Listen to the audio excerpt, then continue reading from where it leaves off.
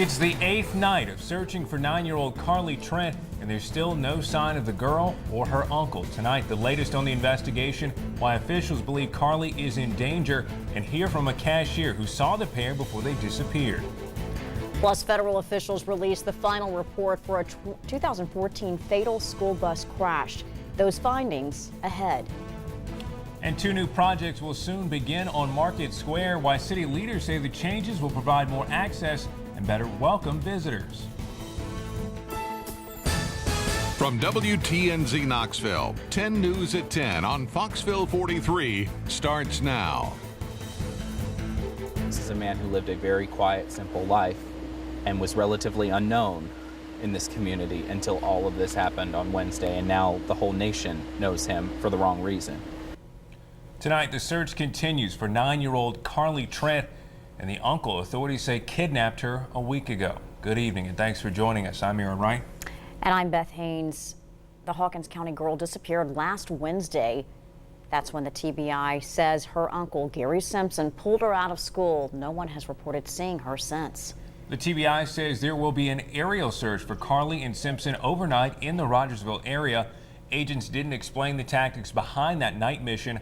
The agency also is asking anyone who has land in the area to walk their property, check their barns, outhouses, and sheds for any signs someone may have been in there. TBI spokesperson Josh Devine says they believe Carly is in immediate danger. Through the conversations that we've had with people who know both of these individuals, through some of the evidence that we've gathered through our criminal investigation, to the things that he purchased from Walmart, to the intentions of planning, to the execution of the set of events, it all just adds up to this picture that does not leave us feeling at all comfortable about this girl's well-being. The TBI says it still has no specific information that Carly and Simpson have left Rogersville or that they're still in the area. Search parties once again set off across Hawkins County tonight for any sight of Carly. 10 News anchor Kendall Morris joins us live tonight in Rogersville. And Kendall, there aren't many roads left to search there. Yeah, Aaron and Beth, that's exactly right. Family members told me earlier tonight that there were only maybe 20 to 25 smaller back roads that have not been searched by car. That's the area that they hope to cover tonight in those search parties. The family members say they will keep searching these roads over and over again until they have Carly back at home. Looking at the face of Carly Trent, family members are staying motivated they'll see it again soon. Nothing would make me happier than for her to come home safe. You are right now. A week into the search, the maps show there aren't many places left to search by car. The relatives are hopeful for clues off the main roads. Hawkins County is a big county.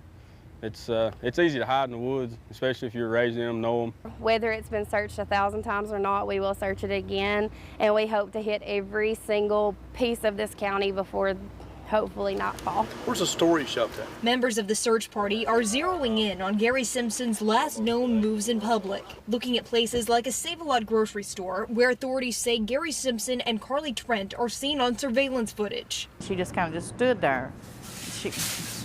She didn't say anything or didn't smile or anything.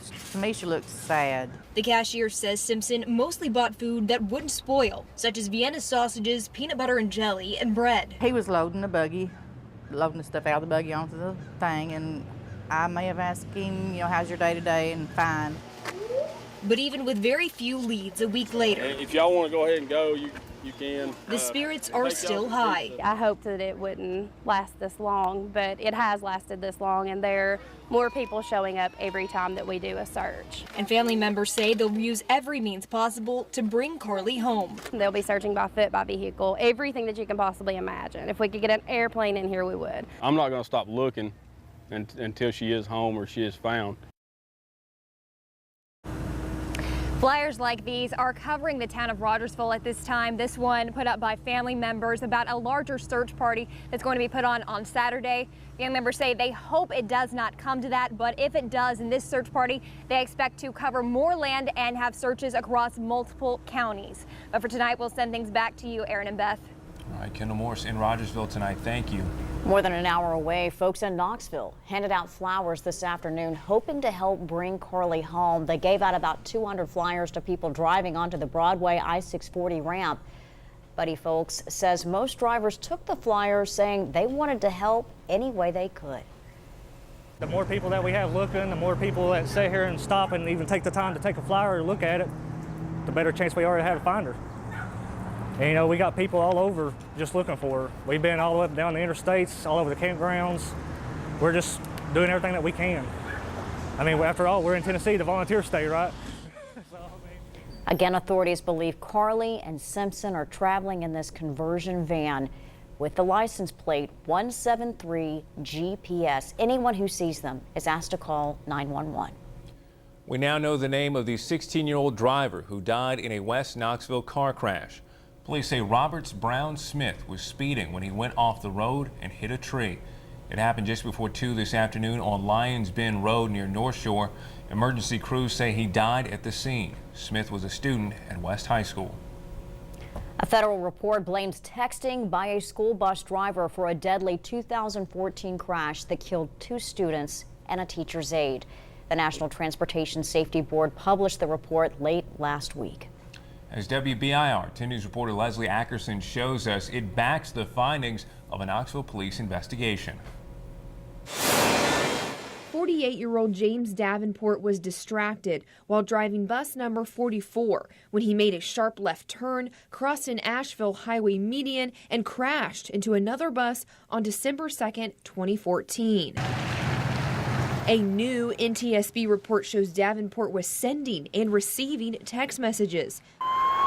Knoxville police released a similar report last June, and a WBIR investigation later revealed Davenport was texting a prostitute. The violent collision flipped bus number 57 from Sunnyview Primary School on its side. The impact killed 6-year-old Zykia Burns, 7-year-old Sierra Glasper, and 46-year-old teacher's aide Kimberly Riddle. The federal report also gives new details about the conditions of the 2 buses. An exam after the crash found that the bus Davenport hit was heavily damaged, mostly on its left side. That's where Riddle, Burns, and Glasper were all sitting. The report says the left side exit door was, quote, non-functional and displaced inward into the passenger compartment, and, quote, debris, dirt, and glass littered the back of the bus. Davenport suffered severe injuries during the crash. He died June 1st of 2015 at the home he shared with his mother. We have a link to the full NTSB report online at WBIR.com. Well, taking a look outside tonight, we're seeing partly cloudy skies, mild temperatures. The day started out soggy, but we even saw sunshine today. Oh, yes, we did, but more scattered showers are in the forecast tomorrow.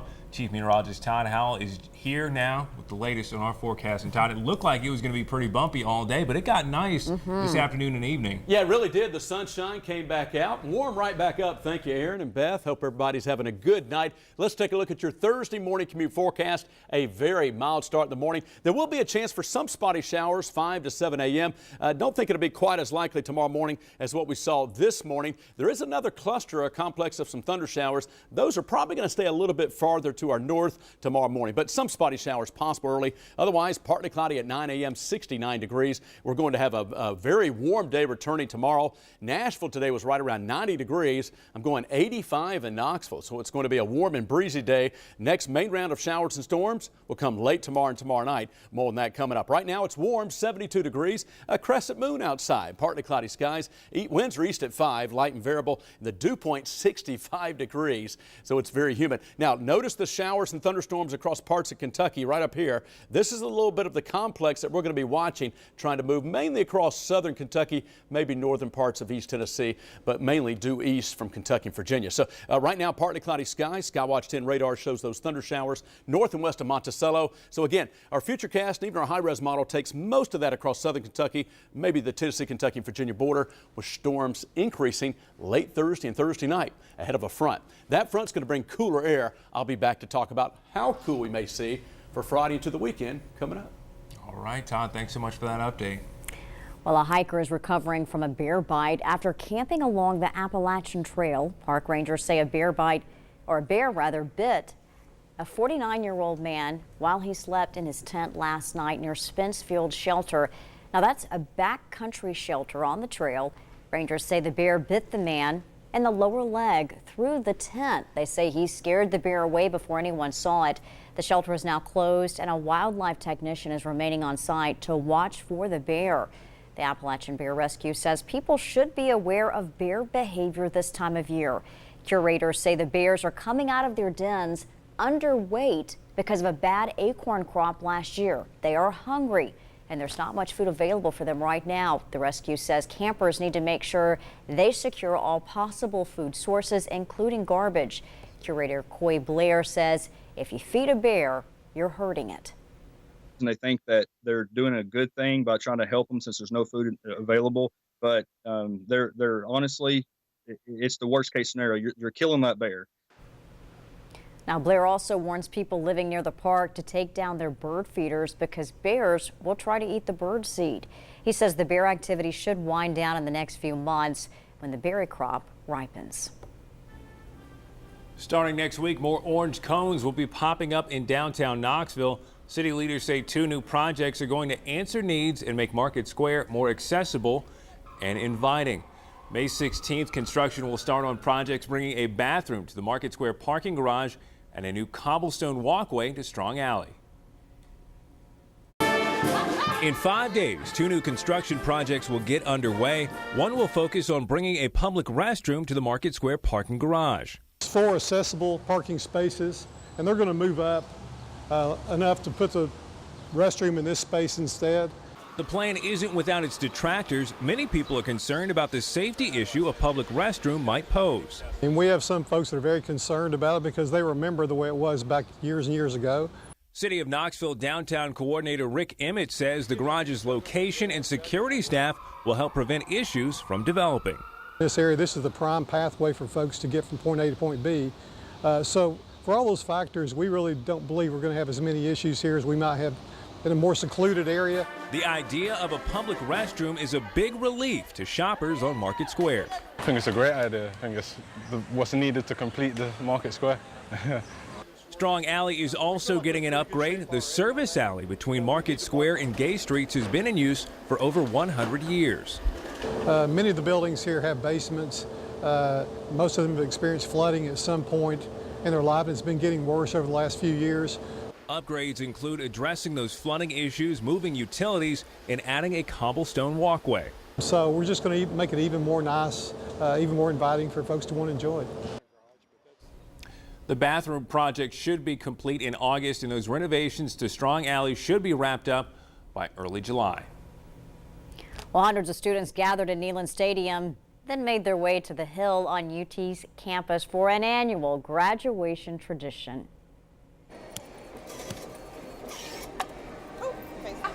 The Aloha Oi ceremony at the University of Tennessee dates back 90 years. This year, the Alumni Affairs Office partnered up with the Student Government Association to hold the first luau. Ahead of the ceremony, students enjoyed food, a photo booth, a DJ, and of course, their last time in Neyland as a student.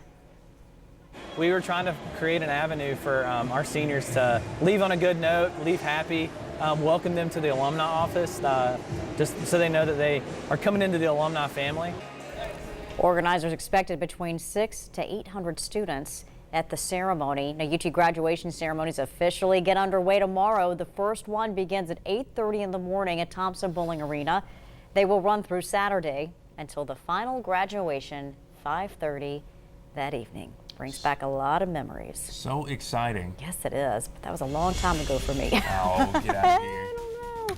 Well, a second convention pulls out of Tennessee over the controversial therapist law. The company now searching for a new host city coming up.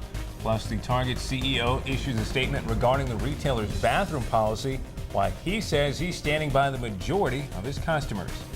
And a Middle Tennessee strip mall catches fire. Why weather is to blame ahead.